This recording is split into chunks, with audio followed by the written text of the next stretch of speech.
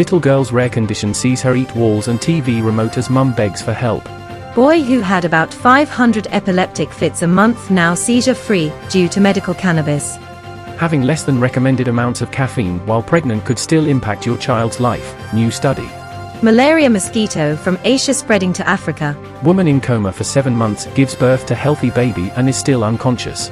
Woman dragged to quarantine camp by hazmat-suited officials in China's zero-COVID regime. Mum of 9, 29, spends £1,300 on food every month, and she's expecting baby number 10. New antibiotic appears to be effective against urinary tract infections, drug company says. Little girl's rare condition sees her eat walls and TV remote as mum begs for help.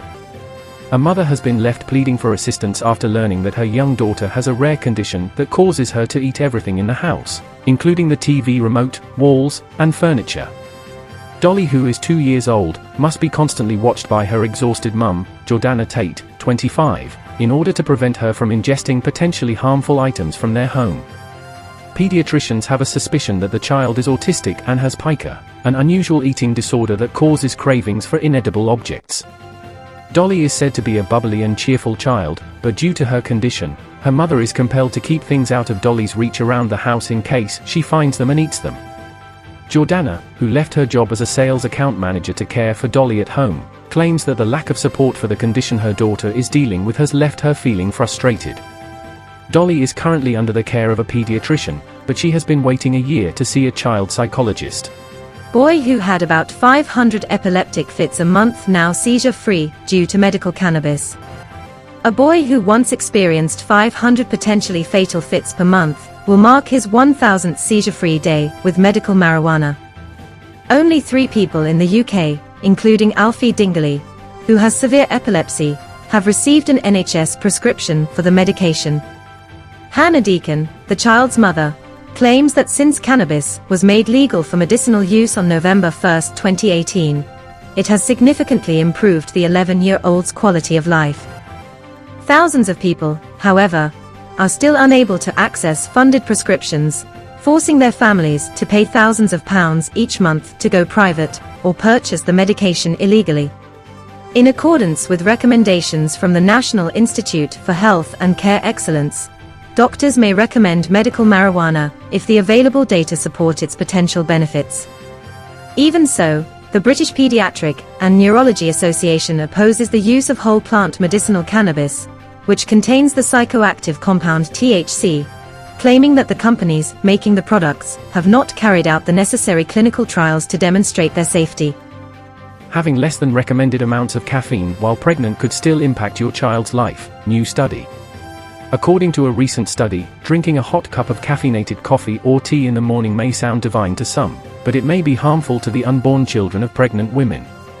The study, which was released on Monday in JAMA Network Open, found that children who were exposed to small amounts of caffeine before birth were generally shorter than those of mothers who did not consume caffeine while they were pregnant. Currently, the American College of Obstetricians and Gynecologists advises keeping caffeine intake during pregnancy to under 200 milligrams per day. According to the Cleveland Clinic, a cup of caffeinated tea typically contains about 75 milligrams of caffeine. A cup of instant coffee contains about 100 milligrams, and a cup of filtered coffee contains about 140 milligrams. The caffeine content of chocolate is 31 milligrams.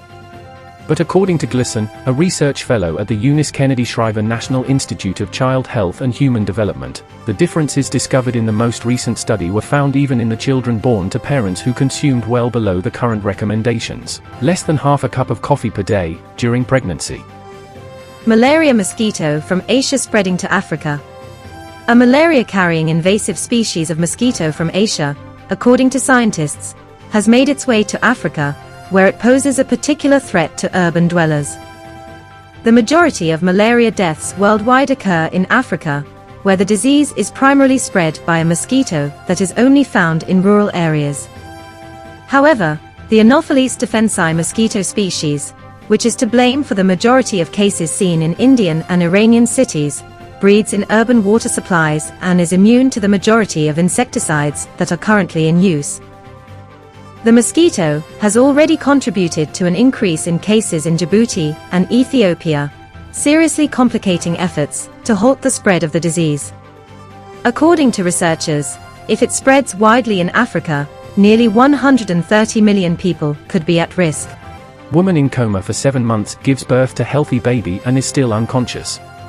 A healthy baby girl was born to a woman who had been in a coma for 7 months. Only 40 days after becoming pregnant, the new mother from Uttar Pradesh in northern India suffered serious injuries when she fell off a motorcycle without a helmet. The mother, Shafia, was allegedly riding the bike with her partner when her burqa became tangled in the back wheel. She has undergone 5 different brain surgeries at the All India Institute of Medical Sciences (AIIMS) hospital in Bulandshahr since then while she has been in a coma. She underwent surgery to remove a portion of her skull while she was unconscious in order to relieve pressure on her brain. The 23-year-old was consequently forced to rely on a ventilator to maintain breathing. Doctors struggled with the difficult choice of whether to end the pregnancy throughout the entire process. However, an ultrasound revealed that the pregnancy was normal, and they ultimately advised her family to keep the pregnancy going. Despite doctors' predictions that the mother had only a 10% to 15% chance of waking up, she gave birth to a healthy baby girl on October 22. Shafia was taken off the ventilator after giving birth, and she now occasionally moves her head and legs. Her family is still holding out hope that she will one day meet her daughter. Woman dragged to quarantine camp by hazmat-suited officials in China's zero-COVID regime. This is the horrifying moment that officials wearing hazmat suits forcibly dragged people to COVID-19 quarantine camps in China. The upsetting video, which appears to have been shot last month, shows 2 officials dragging a woman along the floor. Another person is seen lying on the ground surrounded by hazmat suits in the same video clip as 3 people carrying another person. The disturbing video comes to an end with terrified screams and shrieks. Mum of 9, 29, spends £1,300 on food every month, and she's expecting baby number 10. A mother of 9 children spends more than £1,300 a month feeding her large family. However, her food budget will increase even further in January as she's now expecting her 10th child. When Amanda Sellers, 29, and Chris, 33, began dating in January 2013, she persuaded him to have as many children as possible because she had always wanted a large family. Even though Chris was hesitant because he already had 2 children from a previous relationship, Logan, 12, and Ryan, 11, the couple became engaged in May of that year and began trying for their first child just 2 months later. But soon Liam, now 8, arrived, and then Maya and MIA, both 7, Bryson and Asher, both 5, Eli, 3, and Emma, 2, came along. The family uses a 15-seater transit van to transport everyone and homeschools their kids. Amanda plans all of their meals for a month and does one big grocery shop to manage their large family. The stay-at-home mum teaches the kids to be independent as soon as they are old enough to help with the chores. New antibiotic appears to be effective against urinary tract infections, drug company says. The first new type of antibiotic developed in more than 20 years to treat urinary tract infections, UTIs, appears to be so effective that the pharmaceutical company stopped testing and will soon submit its data to the US Food and Drug Administration for approval. The new antibiotic gepotidacin, according to the pharmaceutical company GSK, performs at least as well as nitrofurantoin, the primary treatment for UTIs right now. The company declared that it would abide by the advice of its independent data monitoring committee to terminate the study early, because the drug had already demonstrated its efficacy. Next year, GSK said, it will submit its data to the FDA for approval and prepare its findings for publication in a medical journal.